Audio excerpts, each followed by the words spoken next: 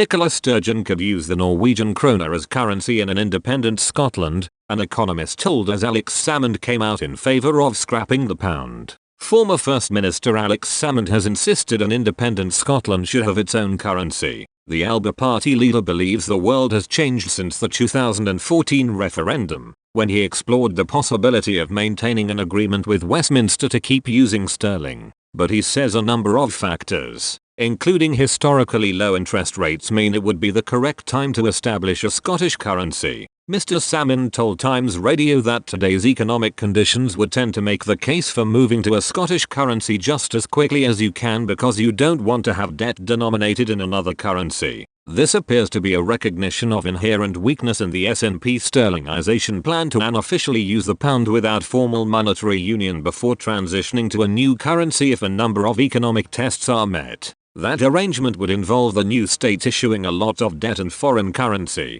and the plan has been heavily criticized by economists as it will likely lead to an economic crisis. As the SNP prepare to do some major soul-searching, economics professor at Edinburgh Napier University Peter Jaworski left the door open to an independent Scotland using the Norwegian krone as its currency. He referred to an argument he made ahead of the 2014 Scottish independence referendum, claiming that while it requires further analysis because Scotland's economy has changed in the time since, he is definitely not excluding the possibility. He previously penned a comment piece titled "The best currency for an independent Scotland would be Norway's krone." He explained, "There is a strong correlation between oil sector figures and each country's economic and political choices. Norway stays out of both the EU and European Monetary Union. It has its own independent currency, whose rate of exchange is determined by the market. At the other end of the spectrum, Denmark is a member of the EU and is part of European exchange mechanism too.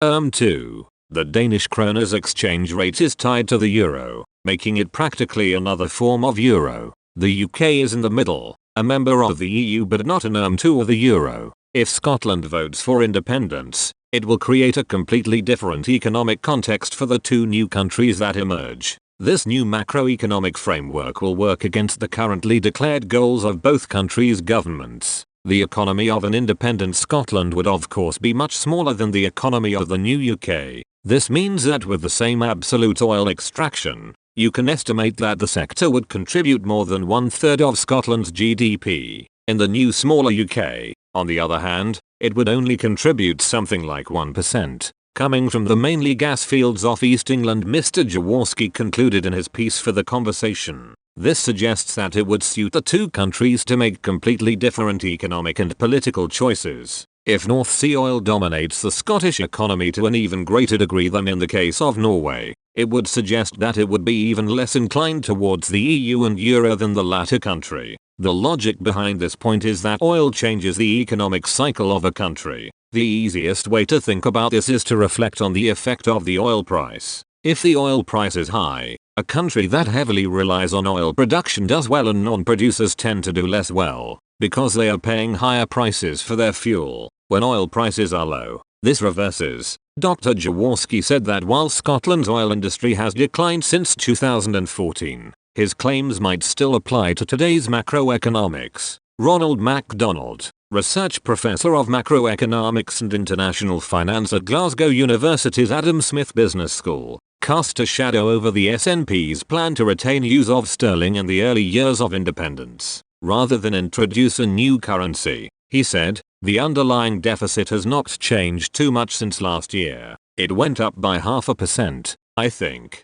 That is not a sustainable deficit in itself. So the SNP have argued in the Growth Commission reports that they could handle that by having higher growth if they were independent. But they haven't said how they are going to get it. Of course, on top of that you have the coronavirus crisis, which means the deficit going forward, it will probably be somewhere in the 20% region or even 30%. That's a huge deficit." Ms. Sturgeon's argument, the macroeconomist noted, seems to be that she can do what other governments are doing, which is to borrow heavily on financial markets at relatively low interest rates. However, Mr. MacDonald claimed there is a huge problem with that. He continued, "Their strategy for an independent Scotland is to have a relatively long transition period where they continue to use sterling. Borrowing in a foreign currency is a very dangerous strategy. particularly if you are borrowing the kind of sums of money they are talking about. The reason for that is that if you adopt sterlingization, that is a form of a rigidly fixed exchange rate.